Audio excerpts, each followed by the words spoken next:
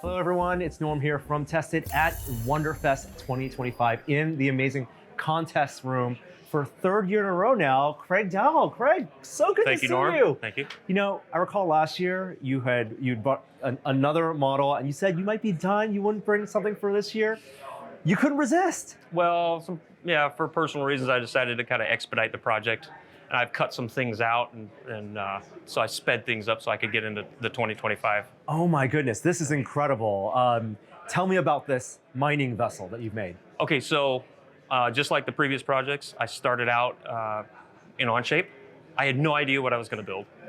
I just decided I wanted to do something with mining. I've been watching a lot of mine exploring videos up to that point, so I thought I'm going to do something with mining. So the reason I designed the ship, eventually it ends up looking like this, is because I wanted it to be highly maneuverable. So I figured if I positioned, the engines in such a way, the ship's computer could figure out the best way to maneuver around, the asteroid and get into orbit with it, and situate itself so it could start drilling. Your past projects last year, like Space Station, the first year it was a spaceship embedded in an incredible frame, a black frame with the starscape behind it. What were the challenges of designing something to attach to an asteroid and getting it all balanced? Can you walk me through the construction? Okay, so the biggest challenge was the weight of everything, right? So I first started out in the middle, in the core of this, it's supported by a stainless steel rod. And originally I had an 8mm rod. It wasn't enough because I started to do this. It was I started to sag, right, from the midpoint. So I bulked it up to a 12mm, and that did the job. Wow. And everything just sits well now. You're not seeing it sagging anymore. So it's a lot more robust. Okay. And then you said you designed an Onshape. You were freeform designing. You kind of had a sense of maybe the scale that you wanted that to work in? Or? I don't really think about that when I'm designing. I think about I look at it pragmatically, and I'm like, okay, I have a task I want to do with this ship. How can I best accomplish that? All that other scale stuff is on the back burner. Really? Wow. I don't really think about that. But it ends up being the scale of this is 1mm is equal to 1 foot. Okay. So I think the ship, all in all, from the tip of the antennas to the drill mechanism here is like 1,360 feet or something like that, or 1,316 feet. Yeah. So things like windows, hatches, internal structure, that's later on the process. You're thinking about big forms first. How does this mount onto the asteroid? Things like, now you have a centrifuge here. Yes. That's something you haven't had before. Yes. And taking inspiration from different elements of what would be like to have a space station or a ship that needs all these modules, right? Yeah, so the centrifuge was a very big challenge for me. The slip ring part of it, right? Because I have a slip ring on each side of it that passes the power through and into it. But the real challenge for me was balancing it and getting it to spin properly, because that gave me so much headache on this model. But I finally got it dealt with. And the first version of this, it was too heavy. It was so heavy, the motor was struggling to spin it. Right. And so I had to go back into Onshape and take a whole bunch out and just sort of streamline the design so it was a lot less weighty.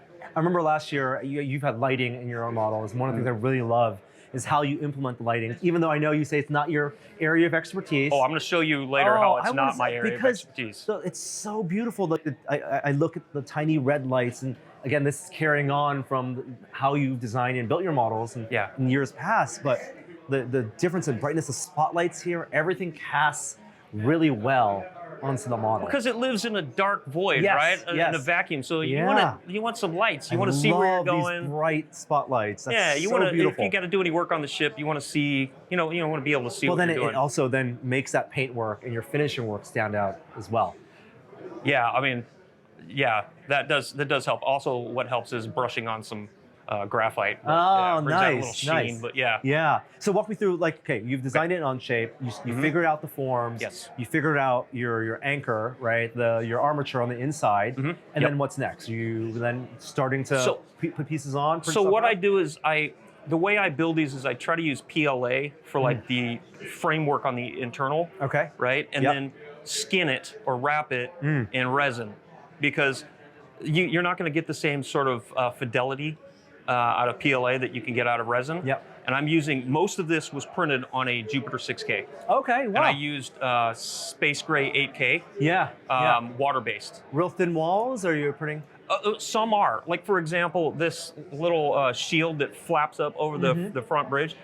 The detail part that you can see, that is resin, right? But then the backing behind it is PLA because the resin will warp. Yeah.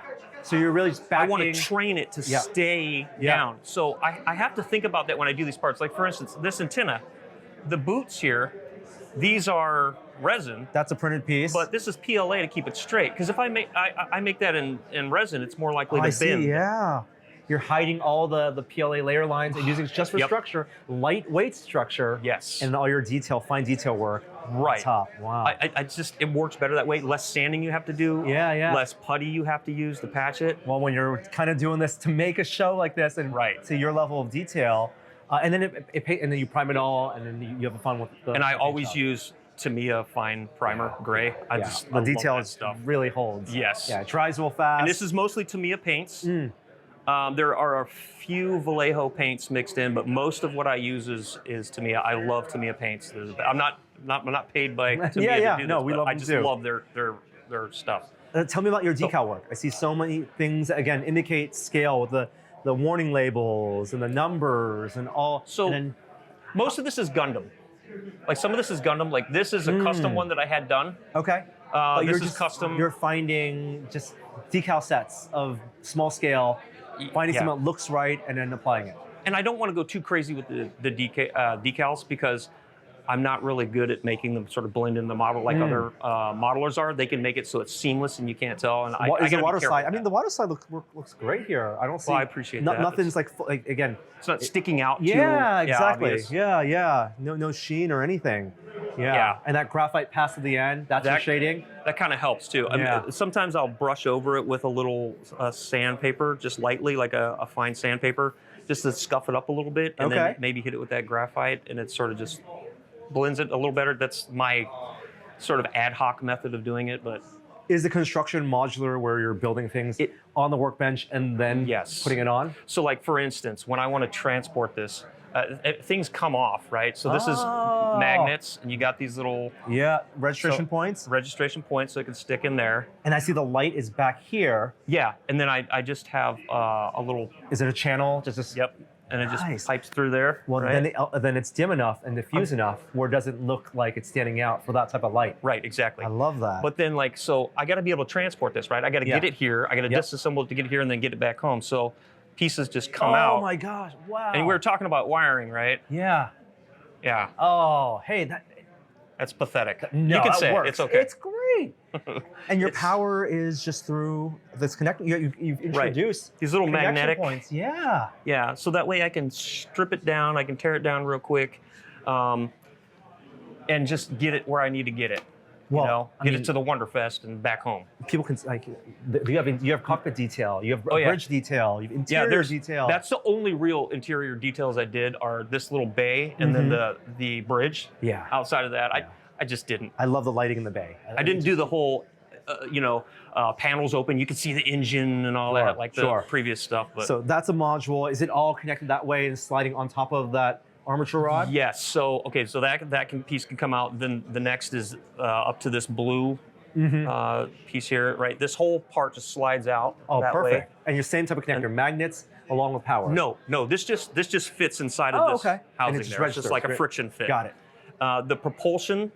The propulsion section is what I call this. This is again, it's just a friction fitting, and on the back side of it, it's got that slip ring. Yeah. And so what I did to transport it out here, I actually left these three pieces, the tail, the centrifuge, and the propulsion section, all together because it would take like an hour, 45 minutes to an hour to thread. I got to thread all the power cables up through there from the front and back, and it's a nightmare. You'll see that here in a minute too. Let's move on to the. Well, let me address this first. So these yellow components here. It's made to look like this ship can sort of break away, right? A little bit of articulation, right? Yeah. Right. It can separate, but it serves a second purpose,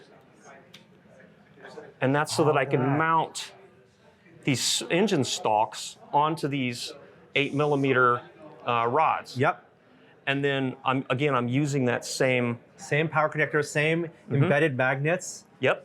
And then so this piece, so I can get access to stuff. I can get access to the panel from the back, wow. the light panel. Yeah. And then I can also here get access to wiring and change the lighting out Yes. Yeah, you're thinking about maintenance. You're thinking again, about magnets. Yes. Yeah. I'm thinking about, I need to change lights, and if you glue everything with cyanacrylate, how are you going to get into it? You got to break stuff, right? Yep. So, yeah. so I look at it from the perspective of I want to be able to take this thing apart and put it back together, and it works. Pops on and it just works. Just like, I love that. I love those little and connectors. I love that They're so great. that flips over and hides the seam. Yeah, right there. Exactly. Hide the crimes, Hide right? this, yeah, hiding the crimes. absolutely. Well, and also the contrast. I mean, one of the things I love is your color choice, right? It evokes exactly. It tells me exactly what this is supposed to be. This is a purposeful, construction vehicle. Like utilitarian. Very, 100%. That's what I was trying to convey. So it sounds like I successfully did that. Absolutely. Okay, so moving back to the centrifuge, right? I'm going to pop this panel off. One of these pieces is held on by magnets, right? So the other pieces, this is all strip styrene on each side, and they can just slide out. All of these escape hatches, I don't know if you can see it on the camera, but the escape hatches here, they can, they're magnets, and they pop out. Like on this side, you can see the magnets where these escape hatches hook on. So all I do is I just pop those out, take this panel off. Now I can get in there to deal with the wiring. And you see I used aluminum foil. Full tape for your kitchen, for your light, for your light bleed. And then I'm just using these little connectors here. Yep. These little love those. Wago or whatever connectors to bring things together. And so it's really simple to get in here if you need to like change out some wiring or when take it apart and put it back together. Yeah. That's what I was dealt the most with. Was I didn't just want to build a ship. I want to build a ship that I can work on and change lights out. They go bad. So, or if there's a new type of lighting system that you want to integrate, right? Yep. A more dynamic lighting system as technology, as you familiarize yourself with what's available out there. Absolutely. Yes. Yeah, continually upgrading it. You also have a miniature vehicle in the back. I do. So this was an afterthought. I did plan on making the ore collector drone that would basically just grab the processed ore, process to this point, take it to another place to finish processing. But this was an afterthought, and this is like my favorite part of the model personally. I love this little thing. It looks like a bug. It's great. If you, oh my goodness, it's got a little door in the back there, a little ramp in the back. It just kind of doesn't look like a little bug almost, right? So like he's just sitting back here hooked to this little like gantry or whatever, and this I guess it's like fueling up or whatnot. I don't know. And I used some of these. I don't know if you remember. I forget what these are called. The icons for the they're used in Aliens for like gravitational floors, or if there's a spacesuit required or whatever. I slapped those on there. Looking at the front, you can't really see it from your side because this is the show side, right? Yep. That's not really the show side, but they're these 6 little they're like little thrusters. You have them on your side too. Yep. So what I thought of was, if this front section of the ship ever takes off and it's not here, this blister remains, right, until it comes back. So these are counter torque, because you've got a tunnel boring machine, or you're drilling in. Yeah. Well, you need to have counter torque. So that's what that is. And these legs were an afterthought, because my original design, I had a cutaway of the asteroid. It was going to show everything going on inside, and a cutaway of this. You were going to see what was happening inside the processing. But this little bottom part would have had a bit that went inside. That side doesn't have it. Obviously, that's not the show side. But the legs were an afterthought, and I thought, kind of looks like a little creature sort of grabbing onto the asteroid. But seeing that you designed this, in CAD and on shape, allows you to do all your magnet placements and everything registers perfectly. Does that allow you then to, in the future, want to do the cutaway and make it easy to detail everything out? I got like 1,700 hours invested in this thing. I'm burnt out. Yeah. I was just going to give this to my daughter. Oh. This is her ship now. She can do with it what she wants. She can bring it back and say, Dad, add this later. But right now, to be honest, I've been telling everybody, I just want to lay on the couch and cuddle with my dog. Yeah. And take naps. Yeah. But I'm a little burnt out right now. but I'll get back into it eventually. You know, I'll get back into the flow. Yeah. But I did want to show you real quick, just if you've got a chance. It is mounted on a ULab lift table. And again, I'm using that pet grooming station that I used last year, right? So then I just used made a little PLA device to connect the ULab lift station up here. And all my components to sit from there. And I've got 5 different power supplies feeding this thing. Wow. So it's a beast. I would like to talk about the actual CAD artwork or the CAD designs. Yes. I'm making this publicly available to anyone. The model for this, the thing that you spent hundreds of hours on. Yes, the whole thing, every section.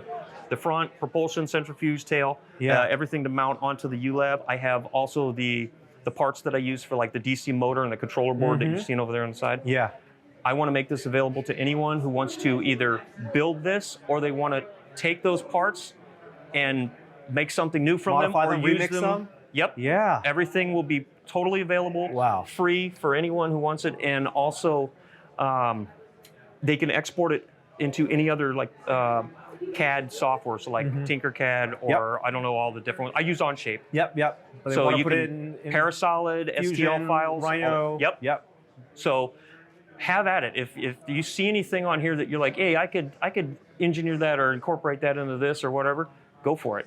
And it's all broken down. That's incredible. We'll include a link for folks to download and would encourage them maybe get in touch, let them know what they've built from your files, and you can create a little community of people who are building out your universe. Yeah, absolutely. I mean, years into this, you've built 3 incredible models. Do you take a look at those models and like see your journey and the things you've learned now, the things that, I mean, I guess, that first one, the 8-year, it really only took 8 years because it shelved a lot and I wasn't really, but I've grown a lot since then as a builder, and I really love doing this, but I kind of, you can ask my kids, I get too into it, too absorbed into it, and sometimes you just got to kind of kick me in the butt and say, take a step back and take a break, and I just go full throttle. It's either full throttle or I'm on the couch, watching TV. So it keeps me busy, and it keeps my brain active and doing stuff, but at some point you got to take a break. So that's what I'm going to do. I'm going to be here next year, but I'll be here as a spectator only. All right. So, you said famous last words. I know, I said it before, but this time I mean it. I promise.